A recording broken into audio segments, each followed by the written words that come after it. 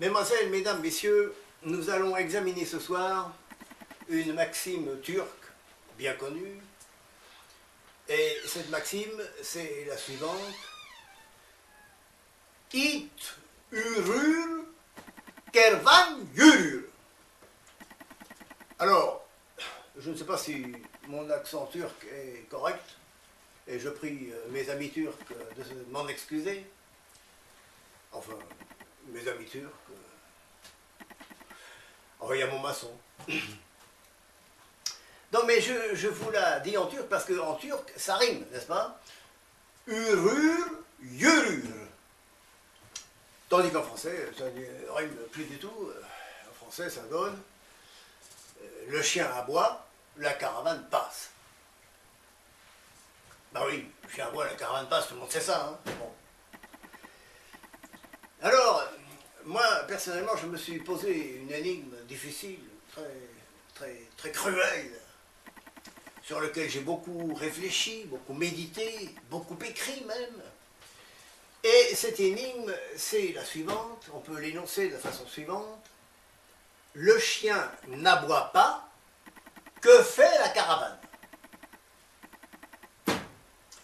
Alors c'est une énigme très difficile, et je préférerais vous laisser méditer par vous-même cette chose-là, pour vous le faire votre idée personnelle. Mais je voudrais quand même vous donner 3 axes de réflexion qui vous permettront d'enrichir votre pensée. Alors le premier axe, c'est une analyse un peu marxiste, enfin, ou marxisante, de la situation où nous avons 2 entités, le chien et la caravane, qui sont totalement contraints dans leur travail, suivant la théorie marxiste, quasiment des esclaves, où le chien il doit aboyer quand il y a quelque chose qui passe, sinon il n'a pas son os, et la caravane, elle doit bien entendu aller au bout du pays avec sa charge, et elle doit donc passer. Bon. Or, dans notre hypothèse, le chien n'aboie pas et il fait donc mal son travail. Alors est-ce que c'est pour des raisons de protestation syndicale ou autre? Peu importe, toujours est-il que nous sommes dans un univers où les gens font mal leur travail, et donc le chien le fait mal, la caravane, il se peut très bien qu'elle le fasse mal aussi. Et donc le chien n'aboie pas, et la caravane non plus. Enfin, ne passe pas. Deuxième possibilité d'analyse, ce serait une analyse plus logique, où nous avons 2 prémisses, A et B, le chien aboie, la caravane passe, séparées par un opérateur, virgule. Quelle est exactement la signification de cet opérateur? Alors d'abord, il indique une simultanéité entre les 2 événements, n'est-ce pas? Le chien aboie, ça se passe au même moment que la caravane passe, mais surtout, il indique une relation de cause à effet, mais inversée. Ben oui, ce n'est pas parce que le chien aboie que la caravane passe. C'est parce que la caravane passe que le chien aboie. Nous avons, si vous voulez, A, B,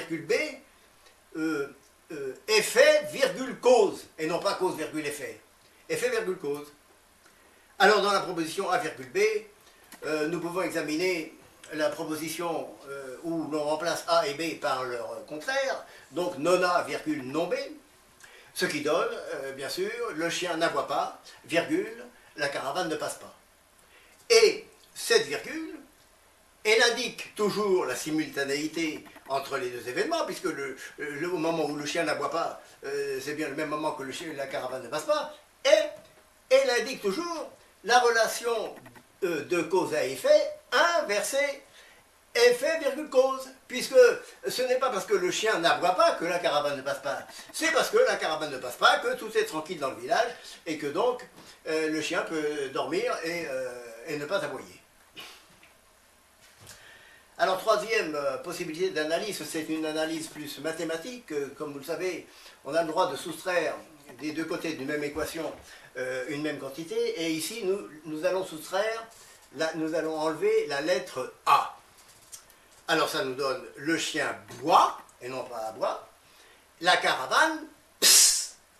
Alors là nous aboutissons à une absurdité comique, n'est-ce pas? Car dans la mesure où c'est le chien qui boit, c'est lui qui doit pisser et non pas la caravane. Alors, c'est un gag parfaitement éculé du cirque Medrano, où nous avons nos 3 clowns. Alors, le premier clown boit, le deuxième rote, et le troisième se met à danser parce qu'il est saoul. Bon, alors, comment dirais-je, l'absurdité de cette conclusion diminue même la portée de la proposition initiale. Enfin, je voudrais faire une petite incursion dans le domaine de la politique, car nous venons de terminer un quinquennat tout à fait médiocre. En tout cas, c'est ce que pensent 86, et quelques % des Français. Et le président, visiblement, ignorait totalement cette maxime du chien et de la caravane, et tout au contraire, dès qu'un chien s'approchait de lui et aboyait, il lui donnait un os. Alors naturellement, le chien d'à côté, il arrive, et voyant que ça marche, il aboie aussi et il a son os. Alors, M. Hollande donnait des os, des os, des os, des os, et il a perdu les os finalement. La France est entrée en pénurie d'eau, les écolos s'en sont mêlés, et bien entendu, le président leur a donné un os.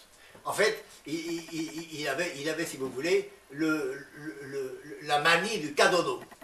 Alors j'espère que le nouveau président abandonnera cette politique désastreuse consistant à chercher à plaire à tout le monde. Mais donc, François Hollande, lui, donc il avait la manie du cadeau d'eau, on pourrait même dire un don. Il avait le don du don d'eau, dis donc. Oui, le don de Didon. Alors attention, je dis Didon, mais il ne s'agit pas, bien sûr, de la reine de Carthage, l'amante d'Énée, dont on dit, vous savez, c'est très connu, Didon, Dina, Diton, du dos d'un dodu d'un don. Alors, tout le monde connaît ça, mais peu de personnes connaissent la suite, et je vais vous la dire. En fait, Énée aimait Didon. Pourquoi? Parce qu'elle était dodue, presque une dondon. Et les dondons dodus, c'est doudou, le soir dans le dodo. Donc, Énée, il aimait ça, le soir dans le dodo, le doudou de la dondon dodu. Et donc, le soir où Didon a dîné de son dos de dodu d'un don, elle emmène Énée. Elle emmène Énée au dodo, et là au lit, Didon dit. Oui, là au lit, Didon dit. Donc, elle lui montre sa belle poitrine, et lui, Didon l'aîné, t'as vu les nénés? Alors, Énée ne peut pas résister.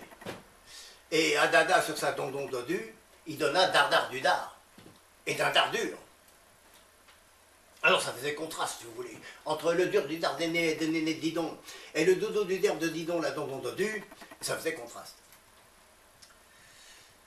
Mesdames, Mesdemoiselles, Messieurs, Énée va devoir poursuivre son destin. Ben oui, sinon il n'aura pas d'Énéide. Hein. Et il va quitter la reine, Didon. Il prépare son pactage. La caravane part. Le chien aboie.